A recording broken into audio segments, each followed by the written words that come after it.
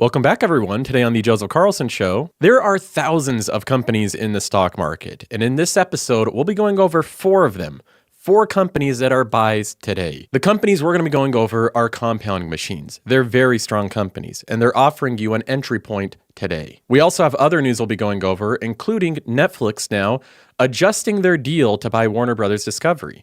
Before they were doing it in part cash and part stock, now they're likely adjusting it to all cash. We'll be looking at the real reason they're doing this. We also have the news that Trump is demanding credit card companies have a capped interest rate of 10%. This has caused a stir in the market. It's caused many companies, from banks to credit card companies, to sell down. There are so many misconceptions, bad information, and outright lies associated with this news. And we'll be clearing it all up in this episode. We have Google continuing from strength to strength. We'll be looking at how Google's Gemini has a significant advantage over competitors. And then finally, we have one of the weirdest stories in this version of Fail of the Week. We have Matthew McConaughey trademarking himself. He's made a trademark of himself to fight AI misuse. We'll be looking at the full details of what exactly he's trademarking and how this helps protect him from AI abuse. So we have a ton to get to in this episode. And if you haven't already, go to Qualtrim.com and try out a free trial. It is the best stock analysis platform. Qualtrim has charts and graphs that are easy to use and easy to visualize. Qualtrim has news of recent events, catching you up to speed on what's happening with every company in your portfolio. Qualtrim has an advanced watch list with a dip finder feature that shows you which of your companies are in a dip and which ones are in a price surge. Qualtrim has summarized earnings call transcripts by topic to make it easy to browse what's going on with a company. It also has a DCF calculator that's super easy to use, a portfolio analysis tool, and more. Try it out risk-free at Qualtrim.com. Now, as we jump into today, you'll notice that my stock brokerage account is lower than it was just a day ago. It's quite a bit lower. In fact, we're down around $10,000 to $15,000 just on the day. I was actually getting near $1 million. We were only $7,000 away from $1 million. Now we're $32,000 away. Just today, as of right now, we are down $10,000. If I move to the story fund, you see the same thing. If I look at the past day, we are down $7,400. And this isn't just one company. A lot of companies are selling off today. Meta, Google, Nvidia, Apple, Microsoft, all the big tech companies, all the NASDAQ leaders, all the AI winners, plus even software companies. Intuit's down big on the day. Salesforce is moving down a little bit today. Adobe just hit a 52-week low. There's no love for Duolingo in this market. It continues to trade down. Companies big and small today are getting crushed in this market. The Dow Jones is down, the S&P 500 is down even more, and down the most is the NASDAQ. The biggest winners are leading the losses today. So if you're looking at your portfolio today, it looks like a bloodbath. Many of your favorite stocks are probably selling down aggressively, and this is how investing works. This is exactly how it works. It's like Mike Tyson says, everyone has a plan until they're punched in the face. And if you have a plan with your investments, it's important to stick to that plan, even though today we're getting punched in the face. And when looking at both portfolios, when looking at the top companies to buy, four of them came to mind. The first one is Netflix. This is a company that I believe should be on the radar to be a purchase by any new investor. When we look at Netflix, there's a couple reasons that I outline this company. First of all, the price is way down from its recent highs. Netflix is going through a substantial dip. When I see a high-quality compounding machine that recently traded at $133, it's now down to a price of $89, that catches my attention. I simply look at these situations and want to learn more about them. The news of any big acquisition will likely drag down the stock price of any company, and Netflix is no exception. But there's reason to believe that in this case, it's actually a benefit for Netflix.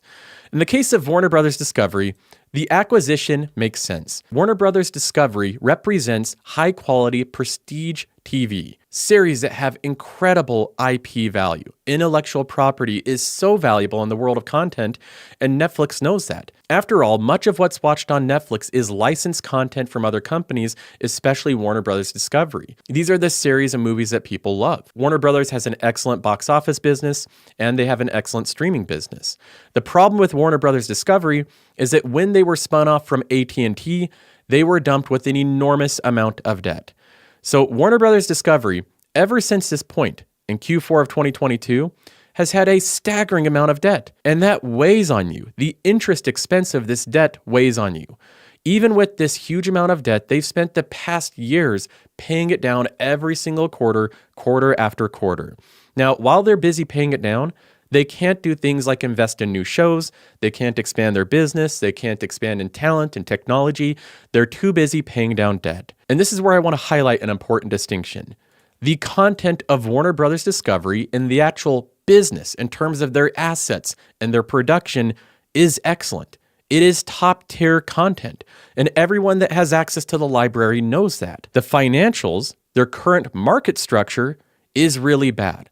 They have an enormous amount of debt that is causing them years of continual debt management. The reason that the Netflix acquisition makes so much sense is because Netflix will get the IP, they'll get the incredible content that'll really help out Netflix's library for the long term, and it also solves the problem of their bad financial structure. Netflix has the financial strength to pay for this acquisition and the debt very easily.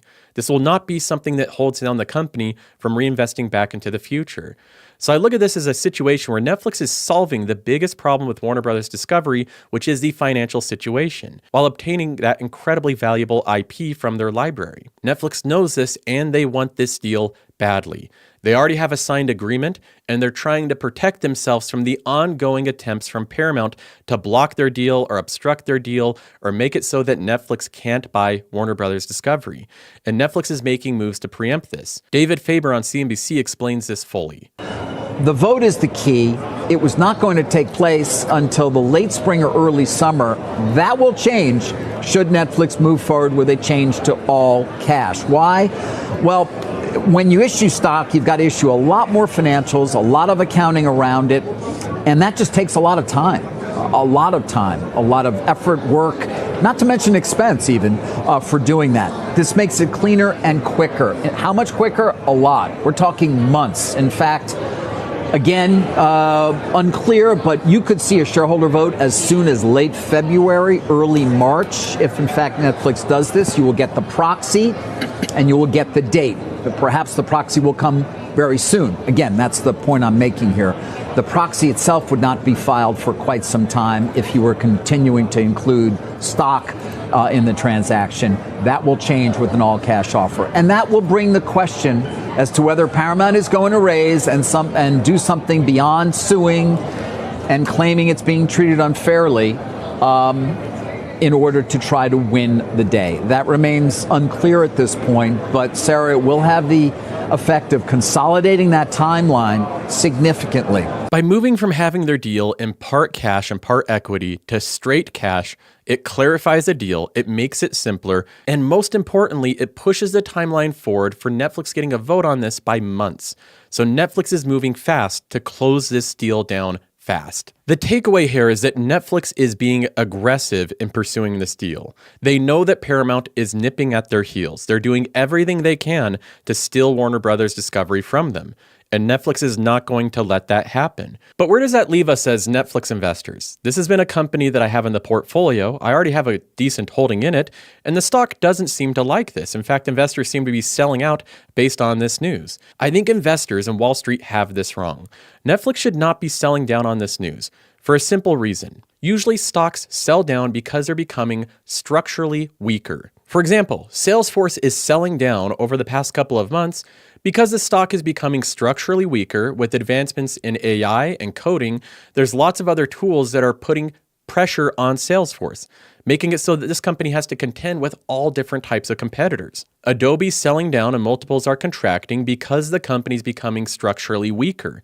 In the competitive landscape, they're now having to deal with the likes of Figma and the likes of Canva, big competitors that are taking market share on the low-end consumer and on the design consumer. Adobe's in a structurally weaker position than it was a year ago. By contrast, Netflix's stock is selling down as the company's becoming structurally stronger. With the acquisition of Warner Brothers Discovery, Netflix has simply won the game. There's no coming back from that. There's no alternatives. Netflix would have such a massive library that it would be indisputable. Can you even imagine the content that Netflix would have? Their production capacity would be unmatched. Netflix's streaming library would be unmatched. Their utility and ability to cross-sell different pieces of content to different consumers of all varying tastes would be unmatched. Netflix is already the strongest media company in the world, and this would only increase their power and make them stronger. So we have a company that's going down in stock price as it's becoming structurally stronger. Now, many of you may say, well, look, Disney bought a different company, and look how that's worked out for Disney. That's true. Disney's a big media company, and you may see some comparisons from the Walt Disney Company to Netflix. The difference with these comparisons is that the thing weighing down on Disney is not their streaming assets. It's not Fox. It's not Disney Plus. What's weighing down on Disney is their declining cable TV business. Without that, Disney would be a compounding machine. By contrast, Netflix is not buying any cable TV assets from Warner Brothers Discovery. They're only buying Warner Bros. They're not buying Discovery. So Netflix is getting just the good parts without getting any of the bad parts. This puts them in the strongest position possible. This makes competition even harder against Netflix. It strengthens their business without diluting it into secular declining businesses like cable TV. When I look at Netflix today, I see a company that's declining in stock price because of short-term concerns, because of commotion, because investors think it's a dead stock for the next year. But in reality, this is a company that's moving step by step aggressively into a much stronger position in the media landscape. I think that Netflix is a buy today, right now. But I want to warn investors that this is a highly volatile company, and this could go much lower. I could see on the low end, in fact, I could really see it happen where Netflix trades all the way down to around $70 per share. I think that's where we get to around the lowest end. The upside, by contrast, is very big for Netflix over the next 5 to 10 years. If they secure the deal with Warner Brothers Discovery, if they get all the debt under control, which they will, and if they leverage their content at the scale of Netflix, we can see really big things from this company over the next 10 to 20 years. I see it multiples higher than what it is today. The second stock that is a buy today is JP Chase. And this is one that I haven't covered recently, but it's actually a company that I used to have in my portfolio. And it's a company that I made solid gains on in a short amount of time. I bought it during the COVID lows, I held it for a couple years and sold it for around a $15,000 gain. Like you'll hear many investors say, I wish I never sold the company because it's much higher today than it was then. The stock price has over doubled from $150 to around $350 now, but it's recently gone through a small pullback. Now, it might be surprising that I highlight JP Morgan as a buy, seeing that this is a bank. And banks are typically not companies that I buy because they're looked at as more cyclical, less dependable. They are also black boxes. They're more difficult to understand. And that's traditionally what banks have been. But over the past 5 years, banks have really evolved, and a couple things have changed dramatically under the hood of what's going on with JP Chase. The transition that's happened is that companies like JP Morgan, the largest banks in America, are looking more and more like tech companies. In fact, they don't really look like the traditional bank that takes in deposits and makes loans to make money. That's historically what banks have done, but instead JP Morgan can now be looked at as more of a platform business that uses its banking charter to have an unfair advantage over traditional tech companies. And this is the same thing that Tom Lee has been arguing with the financials for some time, that investors are looking at them in an antiquated way, that they're simply banks taking in deposits and lending money. But that's not the business model of these banks today. Financial services companies are really big beneficiaries of AI. And they're big beneficiaries of using blockchain technology. Both will allow them to reduce their employee intensity of their business. And so I think the large tech-forward banks are going to start to see margin expansion and trade more like tech stocks in the future. Wow. And that's why, the JP Morgans and the Goldmans could actually be the next Mag 7. They are looking more and more like tech companies every single day. Part of what JP Morgan does is they take in deposits, they lend out money, just like any other bank, and that does make up a big portion of their revenue. But there's also a lot of other aspects to what this company's doing and how they're earning real revenue. Inside the consumer segment of JP Morgan, the Sapphire credit card makes them around $29 billion annually. You have interchange fees. You have annual fees on their high-end cards. These are more tech-like services than banking services. You have another huge segment of this, $20 billion per year that they're earning through wholesale payments. This is very similar to the business model of Stripe. They're basically processing payments. They earn an enormous amount of money from doing that. And Stripe, as we look at it, is not a bank company, it's a tech company. But JP Morgan has this type of business built into it, making up a significant portion of revenue. Then on top of those massive segments of their consumer cards, their branches, their Stripe-like business, they also have wealth management services where JP Morgan handles money for super wealthy clients as well as many institutions. And then they also have commercial banking, where of course they give big loans to big businesses. They help different businesses go public. They help different businesses with all financial situations. The mix of revenue from JP Morgan has looked more and more tech-like every single year. It's a higher quality revenue mix. And like Tom Tom Lee says, as the company becomes higher margin, so should the valuation expand. When we look at the valuation of JP Morgan, there's also a couple things I want to point out here. If we look at a traditional bank, the way that you would value a traditional bank is by the price to book. And typically, you'd look at a traditional bank and say that JP Morgan is rather expensive. It's trading at a price to book value of 2.3 times. That's much more than most banks that trade at 1.5 times or 1 times. So by the traditional bank metric, JP Morgan is expensive. But then if you value it the way that Tom Lee is, looking at it from a tech perspective, you would value it by PE ratios, which is what we commonly use for tech companies. And if you're valuing the company by its price to earnings, it looks rather cheap, trading in the low teens, the mid-teens, a 14.5 forward PE ratio. That is very cheap when comparing to almost any tech company. So whether you're valuing the company based on its PE or its price to book is determined by whether or not you're an investor valuing it based on a traditional bank metric or a tech multiple. And it's one worth considering to any investor that wants to have access to a massively profitable tech-like bank. Now, the third one worth buying today is Amazon. This is one that's been on my buy list for some time, and it's also a large holding in the portfolio. There's a lot of different reasons to buy Amazon, including their growing advertising business, their mix shift of higher quality revenues over time.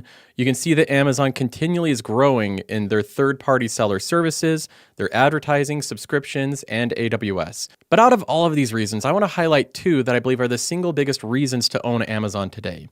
The first one's Amazon Web Services, AWS. My thesis with Amazon is that AWS will continue to accelerate. I believe it will grow 18 to 19% over the next year, and that accelerated growth will continue to push the stock higher. When we look at the customer commitments to AWS, those are growing faster than their current growth rate. We have 22% growth in customer commitments, which means that more people are signing up and signing contracts to use AWS in the future. The operating margins of it are also very high, 35%. This is much higher than where Google's are or even Azure's. This is incredibly high margins and they should go higher. But the other reason that I highlight Amazon as a buy today is because I think overall, when we can break down all the various things that Amazon's doing, it has so many different touch points to people's lives every single day. But one of the big stories hiding behind the numbers is the automation. Amazon is a company that has an enormous amount of revenue, but very low margins overall because so much of their revenue is in retail businesses. This requires a lot of legwork, a lot of manual labor. Amazon employs roughly 1.5 million employees. That's a lot of employees. They're one of the biggest employers in the world. As automation continues to advance rapidly over the next 5 to 10 years, as robotics take on more of the legwork, the manual labor that many human workers are doing today, Amazon should be able to move faster, be able to ship packages better, have fewer complaints, fewer errors. They can also have fewer employees. Amazon can continue to grow the revenue while keeping the employee count flat, which creates operating leverage and increased margins. Not only does it have fewer employees, but it has fewer work time off, fewer lawsuits, fewer employees being hurt on the job, fewer health insurance claims and bathroom breaks, and so on. Employees are expensive for companies. Amazon has an enormous amount of employees, and having robotics be such a massive tailwind for this company, I believe is something that investors will be very attracted to over the upcoming years. Amazon today is worth over $300 per share, but it continually trades at around $230 to $240. Now, it is going up in stock price, and I believe that it will continue to over the upcoming year, but I believe investors have a very attractive entry point here today. In number 4, we have MasterCard, and for this one, I'll group it in with Visa. Both of these companies are under pressure recently, as there is a new Trump social tweet where he said that he's interested in capping credit card interest rates at 10%. And this has caused a huge stir in the markets, not just for banks like JP Morgan, but also for Visa and MasterCard. Now, there's a lot of misconceptions about how MasterCard's business actually works. For one, MasterCard doesn't earn money on interest payments. So when you're paying your credit card bill and you're paying interest for late payments, MasterCard isn't making money from that. They only make a small amount of money every time you swipe the card. MasterCard is a tech company. They're not a lender. They are a network focused on speed of transaction, connecting customers with merchants and banks, and making sure the transaction goes through with fraud protection, with insurance, and with knowing who you're buying from and knowing who you're selling to. That is MasterCard's business. MasterCard and Visa are not in the business of lending money. Now, after Trump posted this, there was a huge buzz of news regarding it, and many people jumped on board. One of them was Senator Elizabeth Warren, who has proposed this for a long time. We also have other people even across the aisle, like Josh Hawley, that also support this, and there's other notable Democrats like AOC that support this as well. So there is a number of people in the Senate that do support this, but that number is limited. And that's what brings me to why I believe this company's a buy today. The concerns over a 10% credit card cap, I believe, are very misfounded. And I think the chances of this actually passing with a hard cap of 10% interest on credit cards is incredibly unlikely. The biggest problem with trying to make this work is what would happen in every case if companies like Visa and MasterCard can't have any cards with over 10% annual percentage interest rate. Then you would have them not being able to lend to almost everyone that is sub 700 credit score. So if you have below a 700 credit score, your credit card is gone. It's toast. There's no chance you're getting a line of credit. When you look at the outcome of this, do you think that your senator and your congressperson wants to be responsible for you losing access to credit? You not having your credit card anymore? You having to turn to loan sharks and buy now, pay later applications? Do they want to be responsible for you losing access to something you enjoy using? No. On top of that, the other consequence of this is that credit card rewards for high income earners, meaning people that have above a 700 credit, people that have stable incomes, people that pay their bills on time, their rewards would go down. So this is a double whammy. Not only would a massive amount of people, millions of people would lose access to credit, but the people that earn rewards would also earn less rewards. So people above 700 credit and people below 700 credit would be harmed by this bill passing. Moderate Democrats do not want people to lose access to credit. They don't want to be responsible for millions of their constituents not having credit cards that they enjoyed using. And moderate Republicans don't like price controls from the central government. Moderate Republicans like free markets. They like competition. And in both parties, neither of them want to be looked at as the person that took away your access to a credit card. The House Speaker, Mike Johnson, already seems to realize the blowback that this would cause, the unintended effects. He says, quote, "You got to be very careful if you go forward in that. In our zeal to bring down costs, you don't want to have negative secondary effects of that. They would just stop lending money, and maybe they cap people on what they're able to borrow at very low amounts." Mike Johnson's being very careful with what he's saying. He's trying to balance not offending Trump, but he's also trying to point out that, look, there are some big things we have to be concerned about here, and he's already highlighting some of these structural challenges. And Mike Johnson is exactly right here. If they go forward through this, millions of people will lose credit cards, credit card reward points will go down, and the credit limits that people have will go down substantially. Not only could it be something that consumers don't like, but it also could negatively affect the economy. The digital economy is part of the reason that the stock market does so well, that companies' earnings grow, is because people can easily and freely and with less friction transact. If you restrict that, you slow down transactions. So overall, this is incredibly unlikely to pass. And as a MasterCard shareholder, someone that's already bullish on this company, I believe that when the stock trades down because of political bickering and different posturing from the president or anyone else, that's a time to buy. MasterCard and Visa are becoming structurally and strategically more important companies in the world, and I believe that MasterCard even has a business growing outside of their normal rails business. With the stock trading at 5-year low multiples, I believe it's time to buy. Now, finally, we get to some news that Google has an unfair advantage, and this was outlined in this article from The Verge where they go over that Gemini's AI will use what it knows about you from Gmail, search, and YouTube.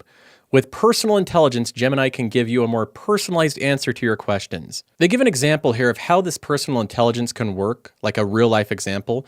They say that we needed new tires for a 2019 Honda minivan 2 weeks ago. Standing in line at the shop, I realized that I didn't know the tire size. I asked Gemini. These days, any chatbot can find these tire specs. But Gemini went further. It suggested different options, one for daily driving and another for all-weather conditions, referencing our family road trip to Oklahoma that Google found in Google Photos. It then neatly pulled ratings and prices for each. As I got to the counter, I needed our license plate. Instead of searching for it or losing my spot in line to walk back to the parking lot, I asked Gemini and it pulled up the 7-digit number from a picture in Photos and also helped me identify the van spec trims by searching Gmail. Just like that, we were set. And now they're leveraging that enormous amount of data they have of you, all their photos, all your YouTube history, all the Gmail, to answer questions about you in a uniquely personalized way that nobody else can. Nobody else, including ChatGPT. This is so personalized that it's hard for me to believe that anybody else will be able to compete with this. ChatGPT certainly does not have this information. This is a massive point of leverage that Google has over ChatGPT. Another thing that we can point out is that this is exactly what Apple is supposed to do. Apple is supposed to have everything that they know about you with the iPhone, but Apple doesn't have the AI models. So now they're having to combine with Google and use their model. So Google's even winning with Apple. Over the past year, we've gone from Google having no answer to ChatGPT, having a sluggish app failing and falling behind, to now having an app catching up and one that seems even structurally positioned better than ChatGPT. One that can leverage this immense amount of personal data to handle questions in a far better way for users than ChatGPT can. Now, finally, we get to the fail of the week, which in this case is a story of Matthew McConaughey trademarking himself to fight AI misuse. Matthew McConaughey is taking a novel legal approach to combat unauthorized artificial intelligence fakes. He's trademarking himself. Over the past several months, the Interstellar and Magic Mike star has 8 different trademark applications that have been approved by the U.S. Patent and Trademark Office featuring himself. His attorney said the trademarks are meant to stop AI apps or users from simulating McConaughey's voice or likeness without permission, an increasingly common concern of performers. Now, in this case, you're probably wondering what the fail of the week is here, and you may think that I'm referencing Matthew McConaughey as being the fail of the week, but I'm not. I actually think what he's doing here is totally defendable. I think it's reasonable. Matthew McConaughey should have ownership over his likeness. The fail of the week is this ongoing story of AI making life harder for many people. Last week, we saw people using AI to make these new pranks that are more disruptive to people. Now we see this continual theme of AI stealing people's voice, their likeness, their image, without giving any type of compensation to them. And if you own anything in this world, if you have access and ownership to anything, it should be yourself. Your voice, your likeness should be what you own. In fact, I think that Matthew McConaughey is not only in the right here, but I don't think he should have to trademark himself. This should just be common law, that he owns his own likeness. Now, part of this is funny because the trademarks that he included are several of the most Matthew McConaughey things that you can include. One of them is him standing on a porch. Another is a 3-second clip of him sitting in front of a Christmas tree. And the audio of him saying, all right, all right, all right, his famous line from 1993, Dazed and Confused.